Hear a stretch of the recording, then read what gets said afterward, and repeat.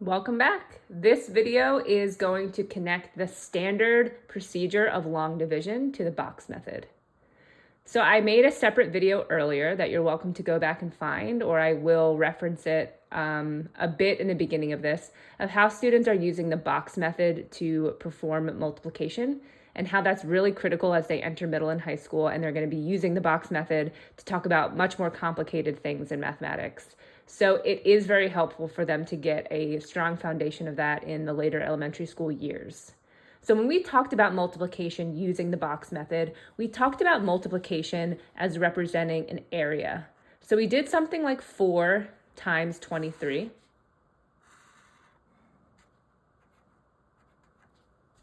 And what the box method shows is that if I have 4 rows of 23, that if a student is asked to find the product of that, which is essentially the area of this rectangle, a simple way to do it would be to break 23 into 3 and 20. And then instead of being tasked with finding the area of this entire rectangle by performing 4 times 23, I can think about this larger rectangle as being the sum of 2 smaller rectangles. The sum of 4 times 20, which is 80, and the sum of 4 times 3, which is 12. Meaning that 4 times 23, the area of this entire rectangle would just be 80 plus 12, which is 92. So as you dive into more complicated multiplication facts, you can find yourself breaking apart both sides of these rectangles. And then once you get into algebra, you'll be dealing with variables and other unknowns on each side of the rectangle. So this can also come up with long division, which is pretty cool. And it also allows the student much more freedom with wherever they are in their multiplication fact knowledge. So I'm going to start with the example of 156 divided by 12.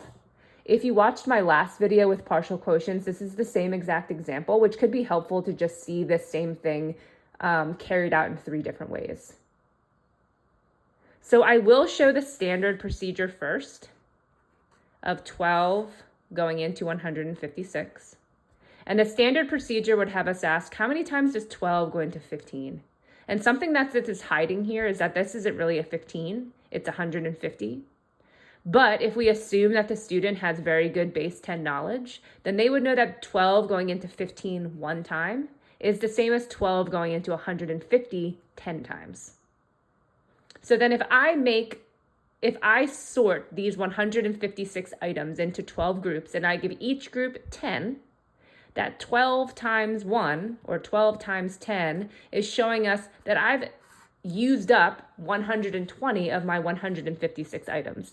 So this subtraction here is subtracting out groups of 12 until I'm either left with nothing, a remainder of 0, or I'm left with a number of items fewer than 12, meaning I can't give every group the same amount anymore. So 12 times 1 is 120, meaning I have 36 items left to distribute. So then I think the same thing. How many times does 12 go into 36? If I'm distributing these 36 leftover items into each of my 12 groups, each group could get 3 more. 12 times 3 is 36. We have a remainder of 0, meaning all of our things have been distributed. Each group gets 13 items. So this repeated subtraction that's shown in long division is really where partial quotients comes from. And if you didn't watch that video, that's another way that students are being asked to solve long division. And it's really just long division in a more elaborate form. But the other way your student might be asked or your child might be asked to solve this is using the box method. And that's really just the reverse of this multiplication box method that we used. So in this example up here, I had times 23, and we were being asked to solve for the product, the area of space in the middle. So if we're given the opposite, if we're given 156 as having the area, so we'll say that that's here in the middle, and I have 12 here, I want to find what's here.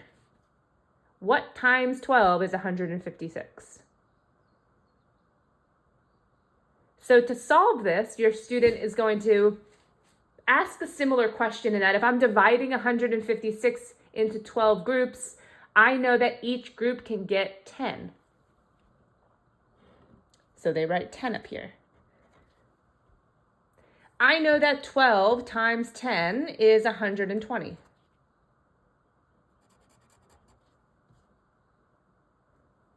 If I used up 120, that means I have 36 left. So if this part here needs to be 36, I know that 12 times 3 is 36.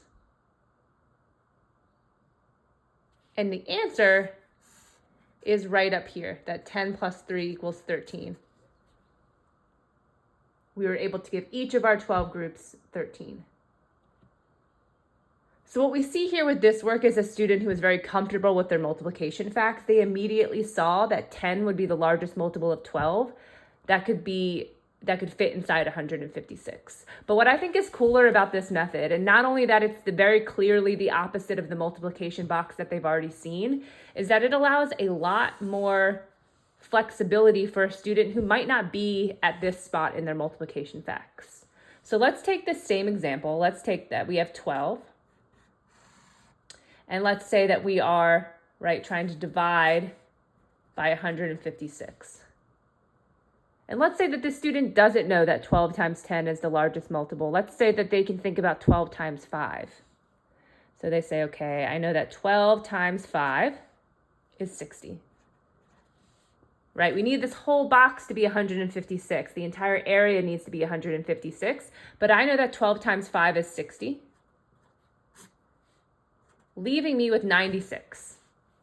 Just like we were left with 36 up here, we're left with a little bit larger of a number because this student wasn't able to jump to that highest multiple right away, but they can still get the right answer. So let's say they look at 96 and they say, well, I know that I could do another 5, right? 12 times 5 is 60 again. Let's just keep doing that. If I subtract 60 out of that 109 or out of that 96, I get 36.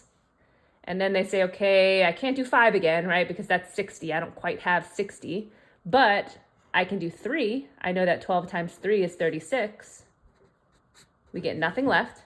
We remainder of 0. And our answer is still up here again. We still get 13.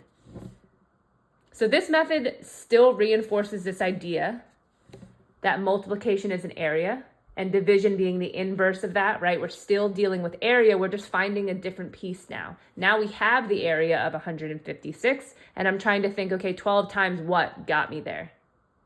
If there was a remainder, we would just have a number down here that is smaller than 12, something where, you can't divide that amount into those 12 groups any longer, and then that would just be your remainder. So your remainder still shows up very clearly, but we get more of a conceptual understanding of what is happening with division.